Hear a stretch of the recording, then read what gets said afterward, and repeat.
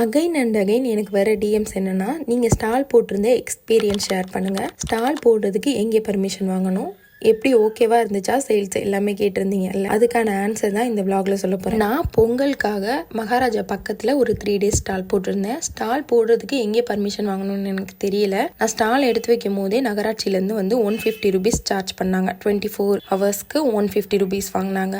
அது மட்டும்தான். சேல்ஸ் வந்து ரொம்பவே சூப்பராக இருந்துச்சு. ஆன்லைனில் சேல்ஸ் பண்ணுறதை விட நேராக போய் ஆஃப்லைனில் கஸ்டமரை நேரடியாக டீல் பண்ணுறது கொஞ்சம் கஷ்டமாக தான் இருந்துச்சு. ஆனால் சேல்ஸ் சூப்பராக இருந்துச்சு. ஸ்மால் பிஸ்னஸ் பண்ணுறவங்க கண்டிப்பாக ஸ்டால் ட்ரை பண்ணலாம். கண்டிப்பாக நல்லாவே சேல் ஆகும். நம்மளோட ப்ராடக்டோட குவாலிட்டியை நேரடியாக பார்த்து நிறைய பேர் உண்மையாகவே அப்ரிஷியேட் பண்ணுறாங்க. எனக்கு ரொம்பவே ஹாப்பியாக இருந்துச்சு.